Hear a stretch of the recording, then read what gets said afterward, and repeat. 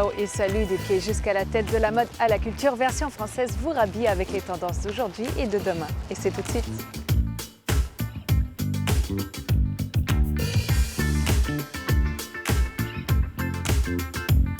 N'ayez crainte, vous ne risquez pas de vous faire mordre ici. Rendez-vous dans les coulisses d'une ménagerie pas comme les autres. Designer, décoratrice d'intérieur et architecte, la femme aux multiples casquettes, c'est Isabelle Stanislas. Paris, capitale de mode, c'est le créateur Yves Saint Laurent qui a laissé son empreinte dans l'histoire et dans la ville. Alice Riel sort la porcelaine des cuisines et l'érige en œuvre d'art sur les murs. Des drapés envoûtants aux 50 nuances de blanc. Bon pour la tête, beau pour les yeux, le tout en version 100% française, c'est Point de Vue.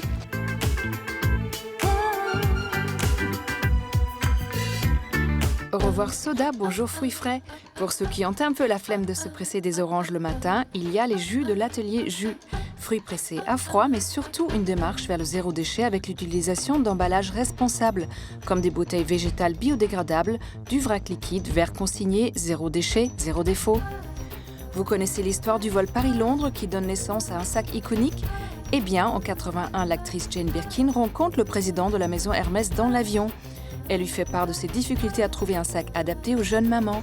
Elle lui lance alors le défi de dessiner son sac idéal et comme par magie, naît le Birkin. Le jaune et le blanc n'est pas un livre de peinture, mais bien de cuisine et surtout de cuisine anti-gaspi. Fini le blanc qui s'échappe tristement dans le fond de l'évier. Ici, on réutilise tout. Rien ne se perd, rien ne se crée. Tout se transforme, ça vous dit quelque chose? Alors maintenant, on garde le jaune pour une rémolade ou encore des blancs pour des meringues bien croquantes. Si vous n'avez pas la place pour une cheminée dans votre 25 mètres carrés, vous pouvez toujours trouver un peu de réconfort auprès de la flamme d'une bougie. Une bougie, oui, mais herbivore. Ce nom n'est pas lié à son régime alimentaire, mais plutôt à sa compo sympa, qui ne fait pas de mal à l'environnement et qui fait bien à côté de la salade boulgour feta.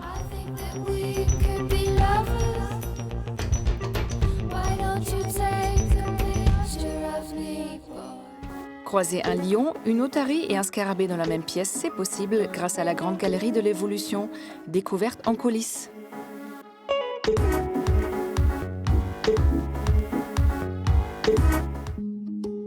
Un petit safari en plein cœur de Paris, ça vous tente? À la Grande Galerie de l'Évolution, c'est possible. Bien à l'abri sous une vaste verrière, plus de 9000 animaux et insectes vous attendent. Bon, ils ne sont pas très vifs, c'est toute une ménagerie figée dans le temps. Ce musée permet de montrer les animaux, alors les animaux naturalisés, puisque sinon on aurait beaucoup de difficultés pour voir un éléphant de si près. Aujourd'hui, on ne dit plus empaillé, mais naturalisé. Et certains de ces animaux sont là depuis longtemps. Créé en 1889 par Jules André, ce lieu mythique était d'abord connu sous le nom de Galerie de zoologie. Mais pour les intimes, c'était carrément le Louvre de l'histoire naturelle, rien que ça. Rénové entre 1965 et 1994, cet espace monumental dédié à la biodiversité présente toutes sortes d'espèces, même les plus rares comme ces ornithorynques ou disparus comme le dodo. Et pour les montrer au public, rien n'est laissé au hasard. Et ici est présentée la zone arctique-antarctique avec des animaux qui sont à la fois terrestres et qui vivent aussi dans le monde marin. Et du coup, ils ont fait des choix scénographiques architecturaux avec des matériaux comme le verre qui représentent la banquise. Et on a mis exprès ces spécimens à l'entre-deux, entre le monde terrestre qui est au premier étage et le monde marin qui est au sous-sol. Vous avez remarqué cette petite ambiance tamisée? Pour accompagner votre expédition entre savane, banquise et fond marin, le musée a tout un dispositif de son et lumière. Vous avez 328 appareils d'éclairage qui sont pilotés, qui sont donc sur ce qu'on appelle les lanternaux, qui sont tout autour de la paroi vitrée qu'on appelle le ciel actif. Là, on est sur le tableau de l'arc-en-ciel. Des tableaux lumineux pilotés loin des regards indiscrets depuis cette régie. Élaborés par des techniciens et scientifiques, ils représentent différents moments de la journée et différents phénomènes naturels. C'est un peu le centre névralgique de l'exposition de la Grande Galerie, qui est assez inconnu des visiteurs et qui en fait concerne tous des pans très importants de la muséographie, mais qui sont là aussi pour se faire oublier et pour valoriser les collections exposées. Bon, vous l'attendiez, ici, les coulisses, c'est aussi l'atelier de taxidermie. C'est ici que les animaux reprennent vie pour rejoindre la Grande Galerie. Une dizaine de spécialistes redonnent à ces bestioles minuscules comme gigantesques leur attitude naturelle, tout en veillant à leur conservation dans le temps. Leurs yeux, par exemple, sont remplacés par ces petites billes de verre. Mais ce n'est pas tout, il faut souvent donner à ces vedettes du musée un petit coup de jeune. L'atelier prend alors un air de salon de beauté. On va souffler, enlever la poussière et puis dégraisser un peu les poils parce que la poussière a jauni un petit peu les pandas.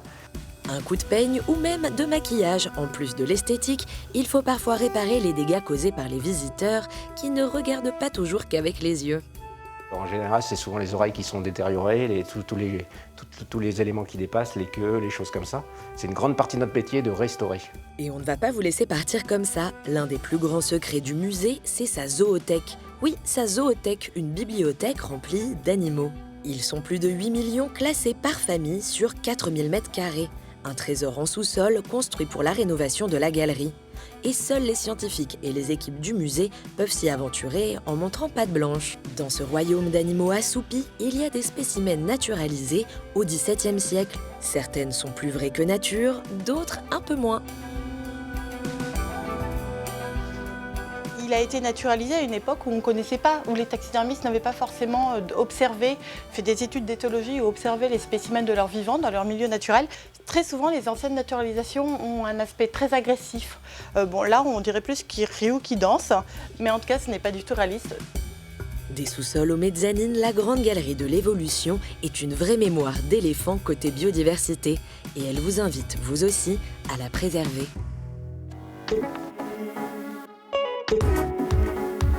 De l'Élysée aux appartements privés, Isabelle Stanislas a de la suite dans les idées. Rendez-vous avec l'incontournable architecte et pas que.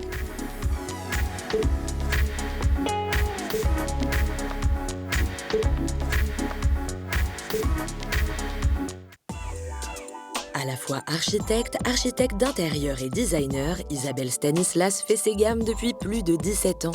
La pluralité et la diversité des projets sur lesquels elle travaille la font voyager aux 4 coins du monde. Et tous les matins, elle utilise ses 10 minutes de trajet entre chez elle et son agence quand elle est à Paris pour se ressourcer. Et tous les jours, en fait, je passe par ce jardin, qui est le jardin du Palais Royal. Je trouve que c'est un jardin qui est assez méditatif et dans lequel j'arrive à me ressourcer 5 minutes.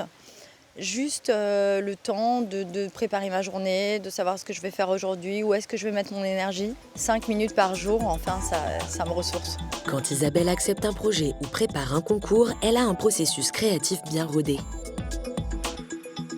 C'est vraiment un process que je suis parce que je veux tout d'abord ressentir les volumes et le dessin. Ensuite, rencontrer les gens pour savoir si leurs aspirations, leurs rêves sont en phase avec ce que je lis sur les plans. Et après, je visite le lieu pour ressentir l'endroit, les ondes que j'ai envie de garder, de ne pas garder, en fonction de ce que j'ai d'abord vu sur les plans, de ce que les clients m'ont dit. Et c'est uniquement après ça que j'arrive à me mettre sur le travail des documents, sur le travail d'un plan projeté. Dans ses plans sur calque, elle y intègre la lumière, l'équilibre et les volumes. Comme un véritable mood board, elle prépare aussi des photos de matière. Et tout ce travail, Isabelle ne l'envisage pas sans ses collaborateurs qu'elle considère comme sa famille. Un sentiment partagé par Camille, qui travaille à ses côtés depuis bientôt 2 ans.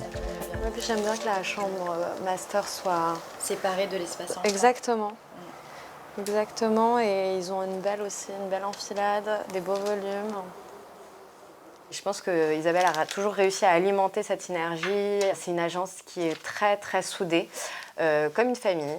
C'est Isabelle un peu qui sent qui va pouvoir aller sur tel ou tel projet. On travaille tous les uns avec les autres, à la même échelle. On discute de tout ensemble, de tous les projets.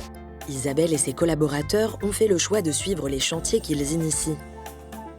Tu vas arriver pile là, en fait, ici, et après, la chambre. Voilà, pile en train de chambre, et après, en fait, t'as la coursive qui va défiler. Donc tout ça, c'est bon. Et avec ses équipes, ils sont présents à toutes les étapes, que ce soit au début, comme sur ce chantier avenue Victor Hugo, où Isabelle avait besoin d'ajuster ses plans, ou encore sur celui avenue Foch, qui, pour le coup, est en plein chantier et baigne dans la poussière. Et si vous avez du mal à vous y retrouver, vous pouvez faire confiance à Isabelle. Elle sait exactement où elle va. On va créer un salon d'appoint qui donne sur la petite terrasse avec la vue sur la Tour Eiffel.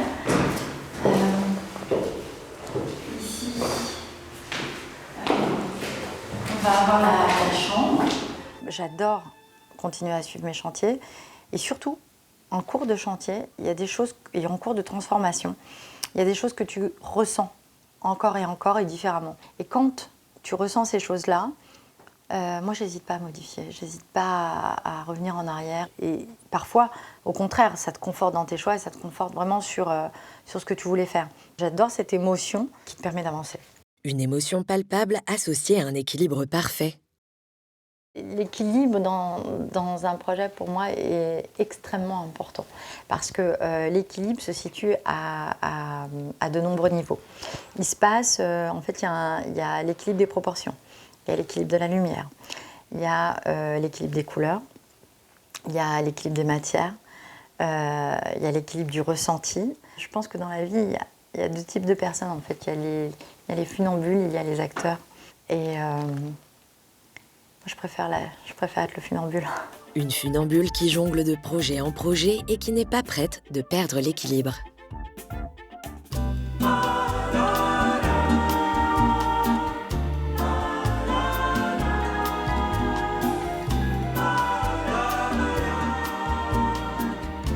Bonjour Isabelle. Bonjour Catherine. Isabelle, avant de créer votre propre agence, vous avez travaillé pendant presque 10 ans parmi un collectif de créatifs. Est-ce que c'est ça qui vous a donné cette énorme liberté, cette palette incroyable dans vos créations? C'est en tout cas ce qui a été mon moteur.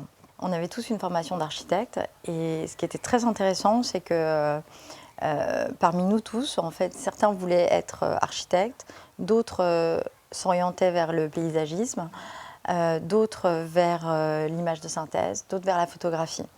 Et toujours en fait avec une seule et même âme qui était l'architecture.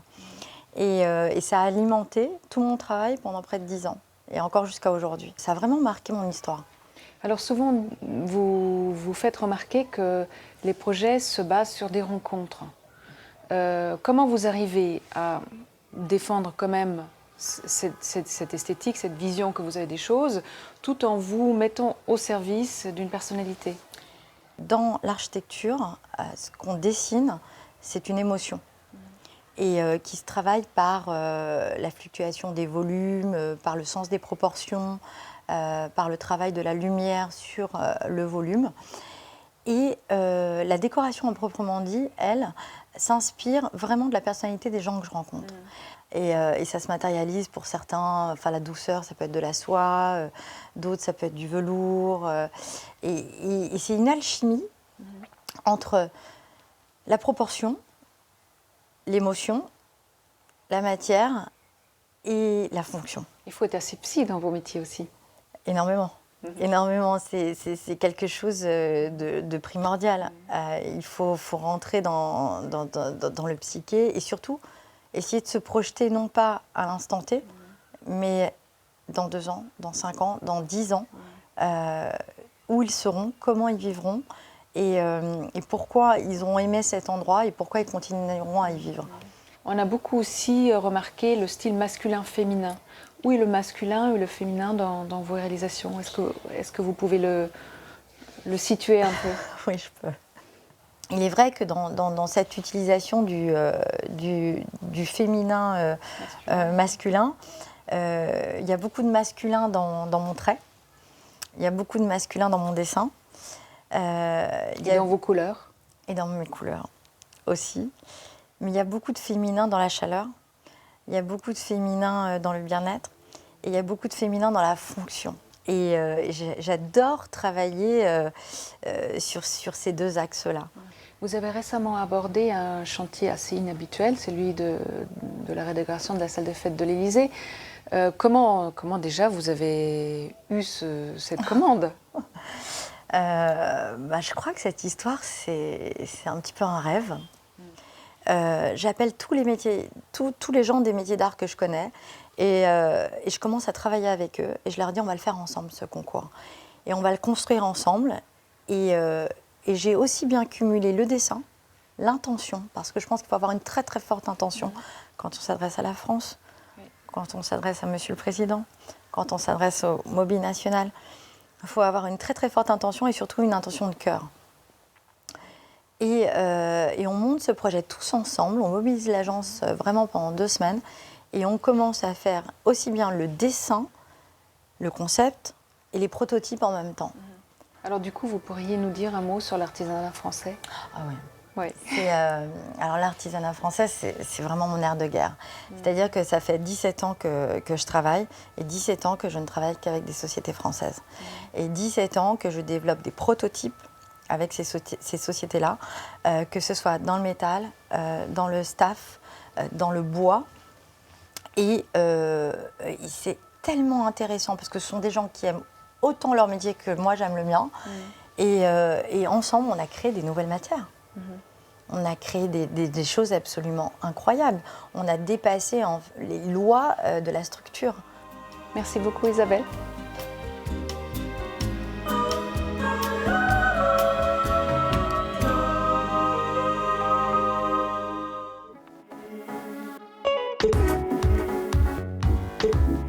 Paris aime Yves Saint Laurent et Yves Saint Laurent le lui a bien rendu. Suivez-nous à travers 3 adresses parisiennes dédiées aux créateurs.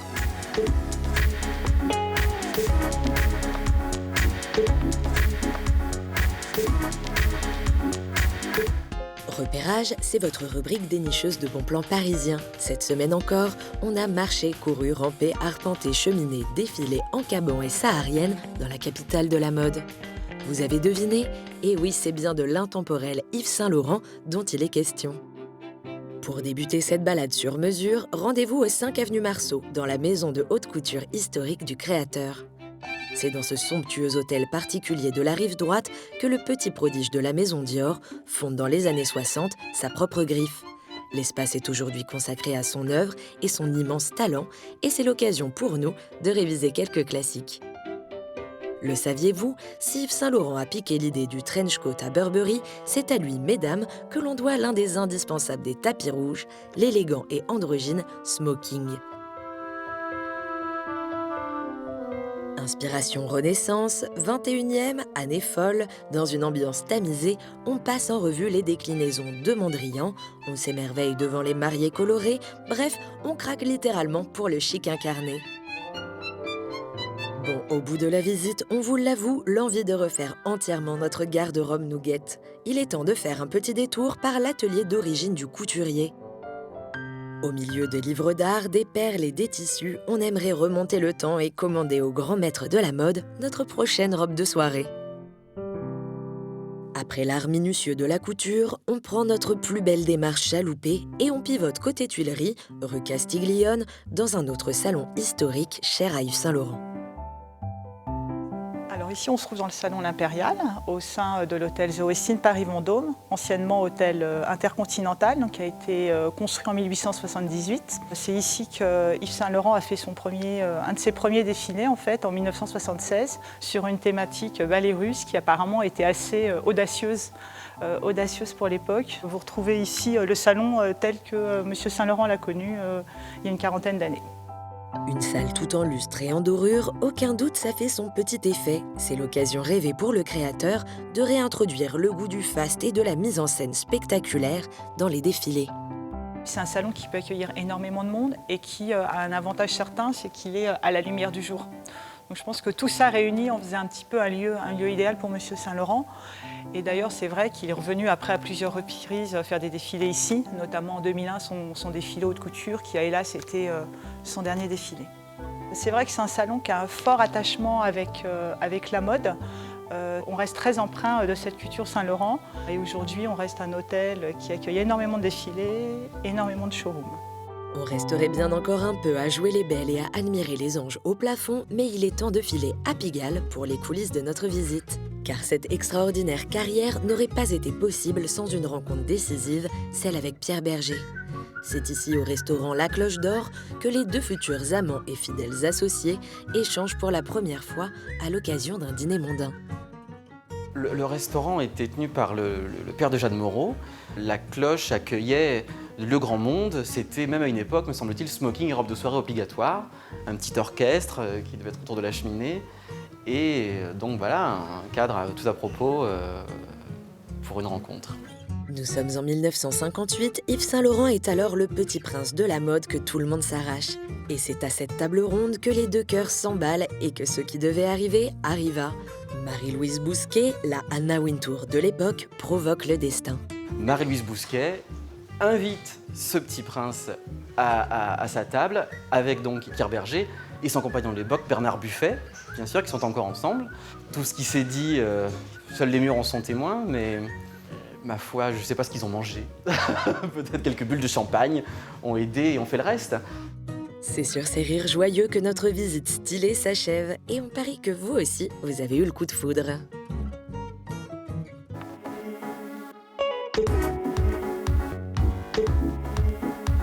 Fragile et délicate, la porcelaine se froisse dans les mains d'Alice Riel et devient sculpturale. C'est notre focus du jour.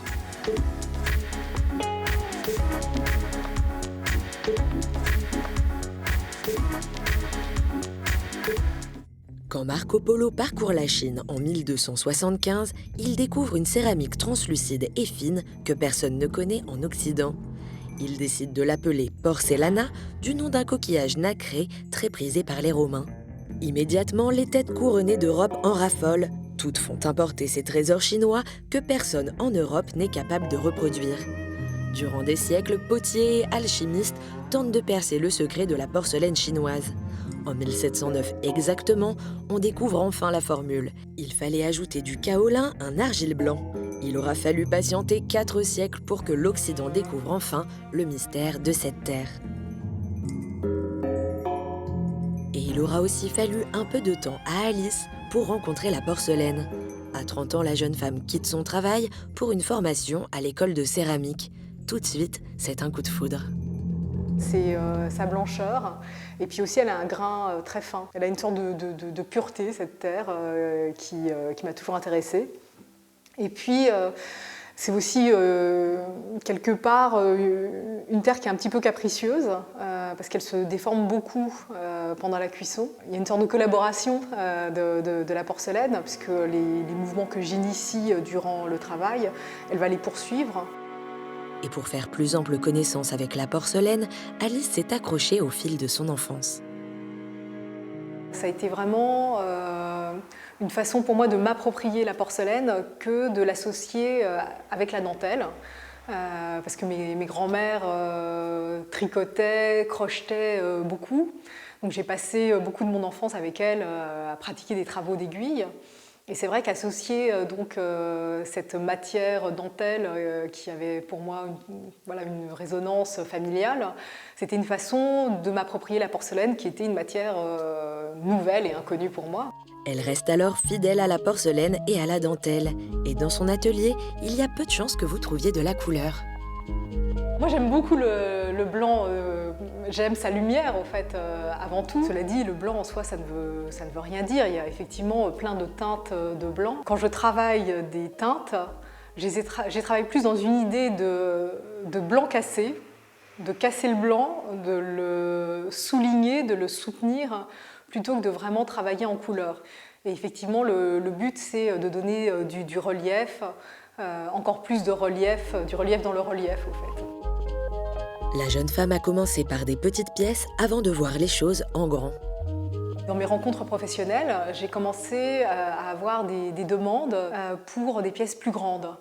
Et donc mes fours ayant la taille qu'ils ont, il a fallu que je trouve quelque chose pour pouvoir travailler dans des plus grandes dimensions. Et c'est justement grâce à la dimension murale et au fait d'assembler de façon très libre plein de pièces pas très grandes à la base, que voilà, j'ai répondu à cette contrainte de travailler grand avec des petits fours grâce à ce travail d'installation murale.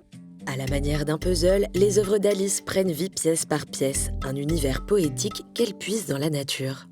J'aime donner l'idée que la porcelaine est toujours en vie, la sensation qu'elle peut continuer à pousser sur les murs, presque même qu'elle sort des murs, qu'elle n'est pas plaquée sur le mur, mais qu'elle s'est mise à pousser depuis le mur.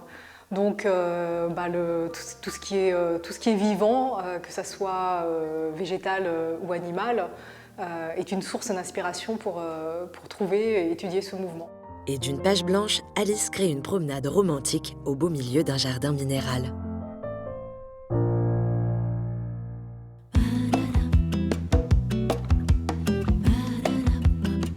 La version française est déjà terminée, mais on se retrouve très vite et en attendant, restez chic toujours. Bye!